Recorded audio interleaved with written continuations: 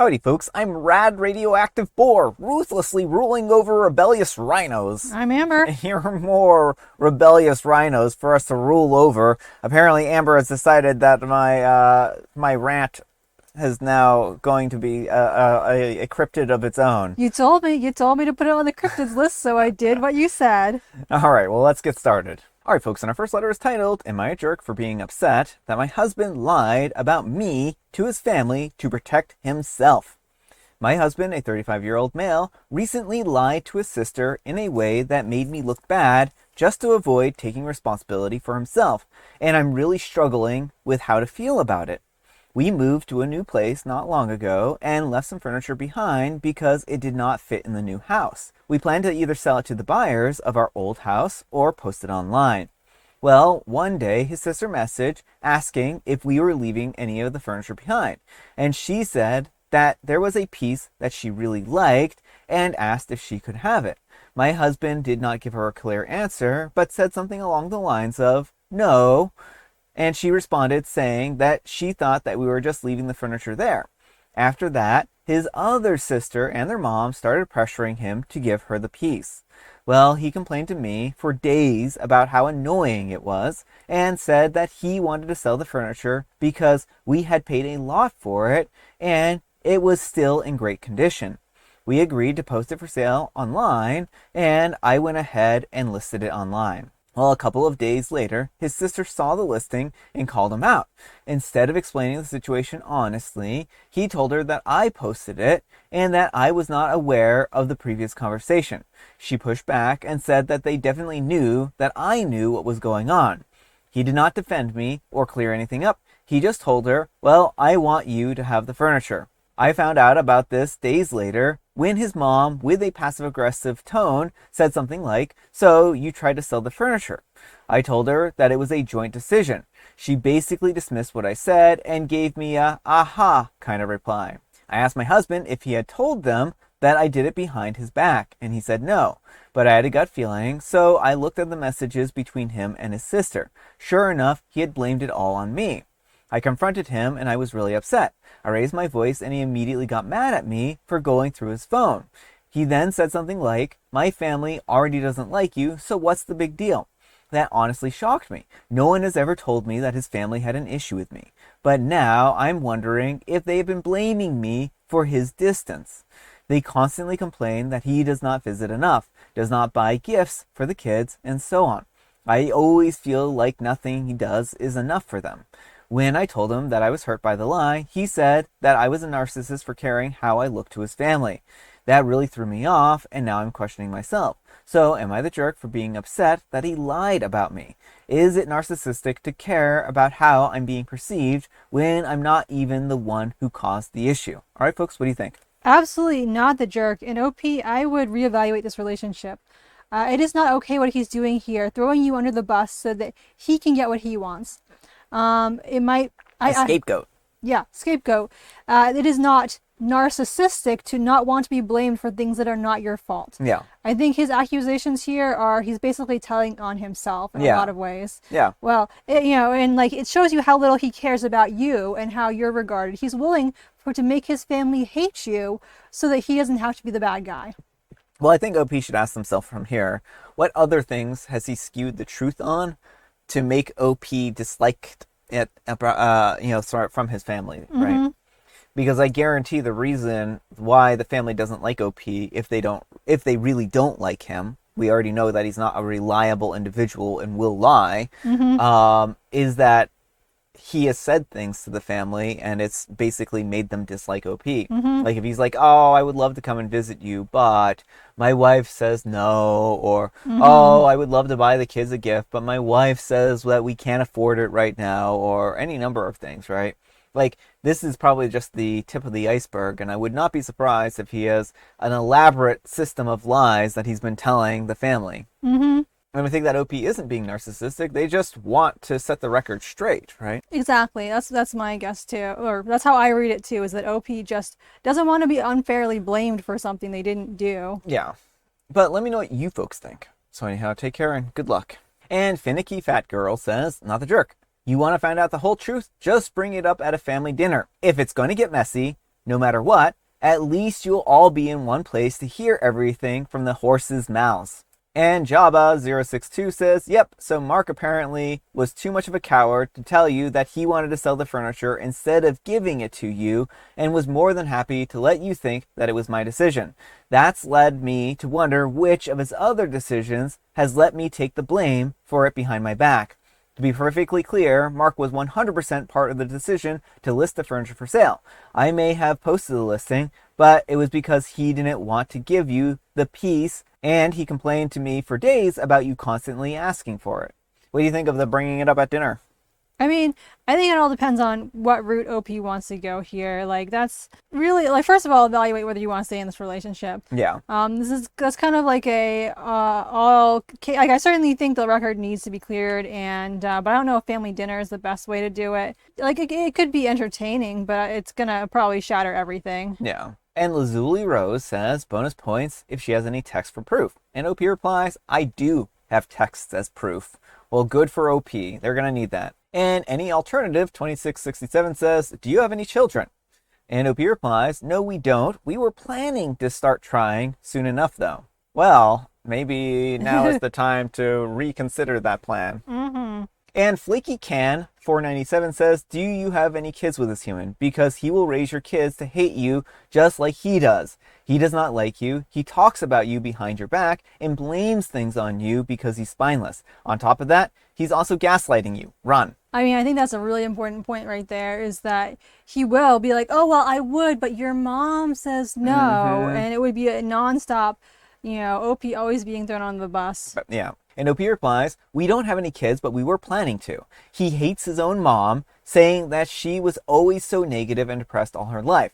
His father passed away, and I never knew him, and he loves his father. I think his father was also bad-mouthing about his mom, because his mom is genuinely a fine person. I don't know. Very weird family. Does not give me warm fuzzies. No. All right, folks, and our next letter is titled, Am I a Jerk for Starting a Fight with My Boyfriend because I mentioned that he kept interrupting me and would not let me get a word in? My boyfriend and I, a 36-year-old male and a 31-year-old female, almost got into an argument because I tried to have a conversation about a political figure. My boyfriend started ranting and rumbling, constantly changing the point, just not staying focused, and basically just not a coherent thought. When I tried to work with that and give points on my view, I was interrupted repeatedly, which I sat through because I know that he doesn't mean to constantly interrupt me. Basically, when he was done talking about it, he decided that the conversation was over. He then mentioned how we had a good conversation about politics, which is rare. I pointed out that it wasn't actually a debate or conversation because he didn't even let me finish a single sentence. He then got upset and accused me of just wanting to fight. Am I losing my mind? Am I the jerk for clarifying what my boyfriend thought was a good conversation was actually in fact just him talking to himself? All right, folks, what do you think? No, absolutely not the jerk, and I think this should give you serious pause. It shows how little he actually cares about your opinion, that he thinks that him talking over you to reaffirm his own points is a good conversation. Yeah, well, I mean, talk about talking to a wall here, right? Mm-hmm. This guy just enjoys a one-sided conversation so much that he basically was like, good talk. Well, I'm glad we had a really good conversation here, even though you didn't say a word. Yeah. Right? But those are always very frustrating conversations to have, right? Mm-hmm. And, I think like the biggest thing that he could do is apologize at this point in time because, sometimes people don't really mean to dominate conversations, but they do, right? Mm-hmm. And I think a good approach here is to recognize when you've done something like that and then apologize and try to do a better job in the future, right? Mm-hmm. Now, if this is just a constant thing and he refuses to change, OP needs to ask themselves, is this a relationship worth sticking out, right? Exactly. And it might not be, right? Maybe things are so different between them that it's just not a relationship that's really worth salvaging. Well, and who wants to be in a relationship where they're not heard and where their partner thinks they've had a good conversation when they can't get a word in edgewise? Yeah. It doesn't bode well for the future. But let me know what you folks think. So anyhow, take care and good luck. And Nowhere 2586 says, if you take the distraction of politics out of this, what you have is a boyfriend who has no respect for you or your thoughts, feelings, or opinions. He wants you to listen and to respect his thoughts, but then not have any opinions of your own. You are not the version of him that he thinks that you should be. Be aware of this and mindful of any other controlling aspects of your relationship. If he is somewhat controlling now, it will only get worse with your acceptance. And OP replies, we've established this before and we both struggle with interrupting each other. We both have ADD and very poor memory. But we've decided together that we're both going to do better. It feels like I have and he is not. Okay, so I think that explains a lot about the whole conversation, where OP was trying to actually not interrupt him and do a better job, and then he kind of takes that as we had a really productive conversation this time, right? Like, we weren't interrupting each other, but he domineered the whole conversation. So I think that he just needs to do a better job and give OP an opportunity to speak. All right, folks, and our next letter is titled, I think that my kid's school lied about calling CPS rather than calling my husband to pick her up. Our daughter, 7, started school last month. I told the front office that under no circumstances should they call me if something happens to her, especially Wednesday, Thursday, or Friday. I work and I'm not allowed to have my phone on my person while I'm working. They were told explicitly to call her father, who works overnight but is home all day as a result. I get to my lunch break today, and what do I find but 16 missed calls from the school. I assume that she's been hospitalized or there's been an active shooter. Something horrible that warrants 16 calls to the parent that they were told not to call. I call the school frantically before even looking at my voicemail and find that they called me because she threw up. Threw up? Blood? Nope, regular throw up. But because I didn't answer, this woman considered it abandonment and made a call to CPS. I asked if they called my husband. Nope, just me. I didn't answer, which isn't allowed. I called him and he went to pick her up. There was a woman sitting with her in the nurse's office who was also there during the orientation night, but she wasn't our kid's teacher or administration, so we didn't get to introduce her. As soon as my husband got there, she scurried off, and when he asked the woman at the front desk who she was, she reiterated that she had called someone about your wife abandoning your daughter, and told him that if it happens again, it would be a lot more serious, and we should consider making sure that mom's always there when her kids needs her. There's no way that a CPS agent is just hanging around the school at all times, and didn't bother to stick around to lecture a parent who abandoned their kid when they showed up. I think that they lied because they don't like that dad is supposed to be the primary point of contact. I'm going to follow up with the principal when I've calmed down, of course, but what in the actual world? All right, folks, what do you think of this? I think that is pretty horrifying, and definitely follow up with the principal, the superintendent if you have to, because that's completely inexcusable. They have to be able to reach one parent. They don't have to be able to reach both parents. And the fact that they're like, mom needs to be the one. No, your husband is perfectly capable. He is an equal parent. They're undermining both you and him when they do this. They're insinuating that he's not responsible enough to take care of his own child. Yeah, they need to sue this school, right? Like if they did actually call CPS and it turns out that they did, I think that they need to actually call the school out on this, and this is bad behavior, right? And even threatening that they called CPS, that's a pure lie. And I think that there are legal consequences for lying to a parent about something that severe, right? But this is just poor form from the school. But let me know what you folks think. So anyhow, take care and good luck. All right, folks, and our next letter is titled, Am I a Jerk for Forcing My Husband to Close His Business? My husband and I, both 30, have been married for 7 years. When we were dating, he had always expressed his dream of starting his own business and that he is an entrepreneur at heart. At 27, he quit his well-paying job to start his own business, a fitness studio. I find it risky and scary, but supported him nonetheless because it's his dream. We could also afford starting a business because I make $130,000 and have an inheritance from my mother who passed away. Besides monetary support, I also helped with the renovation, building equipment, contacting clients, and advertising. I man the front desk from time to time. 3 years later, his business has lost $200,000, which I paid for entirely using my inheritance. All the money that he made from the business stayed in the business to pay for expenses, so I also paid 100% of our housing, transportation, food, and entertainment. My resentment was growing, and I was tired of being the sole provider. I feel that he made many wasteful purchases, such as very expensive marketing services that brought in nearly no revenue. From my husband's point of view, he was working hard every day for our future. Despite the loss, he was making calculated bets. He believes that scared money doesn't make money. There's no need for me to stress because we are not hurting for money given my income inheritance.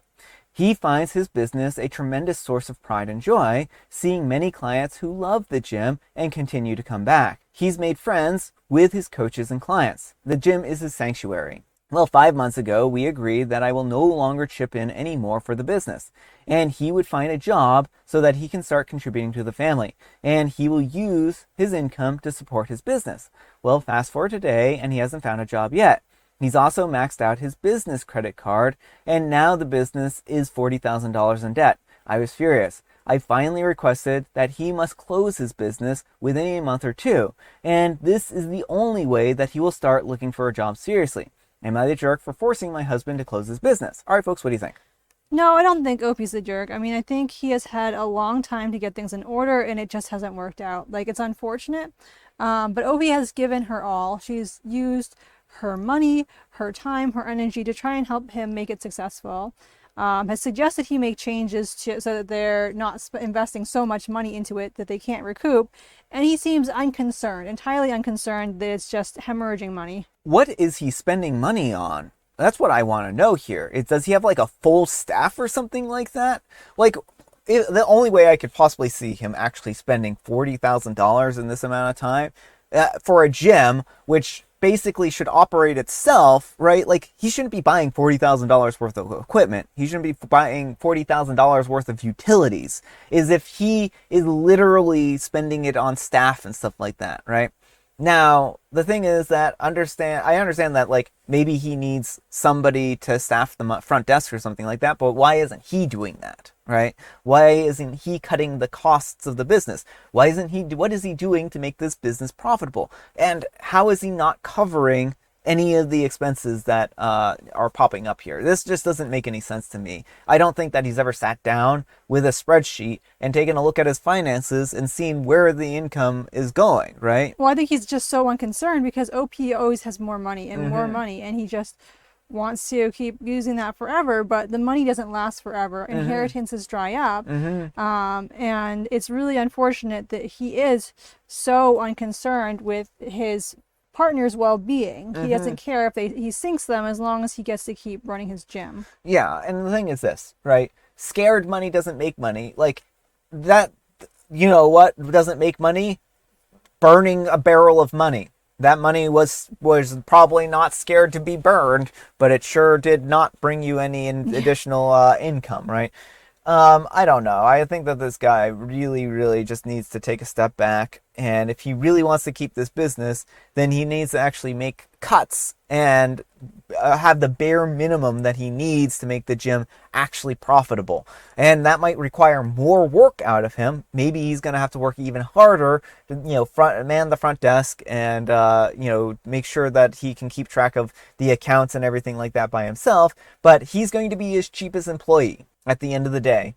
And it's not fair to OP to have to foot the bill. And again, like, I don't understand how he has $40,000 worth of credit card debt. This is just absurd, right? But let me know what you folks think. So anyhow, take care and good luck. All right, folks, it is tea time. Grab your beverages of choice. I've got some tea right here. And Amber, she has a joke. Why didn't the parent let their child bring a decorated rock into the house? Oh, I can tell you exactly why. Because the rock was decorated with some unsavory symbols, and so they didn't want those in the house. Because they had said no pets. So it was a pet rock. I see.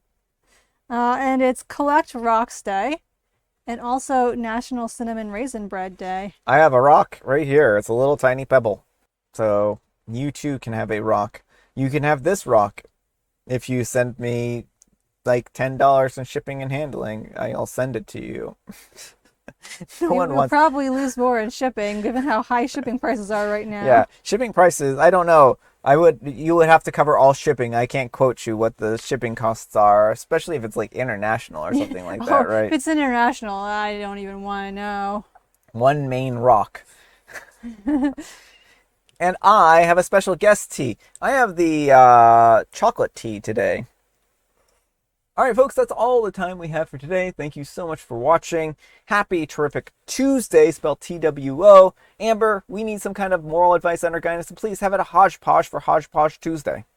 Partners should be equally concerned about one another's well-beings in a relationship, and also schools should not try and force antiquated gender roles and should accept that either parent is a capable adult able to make decisions for their child.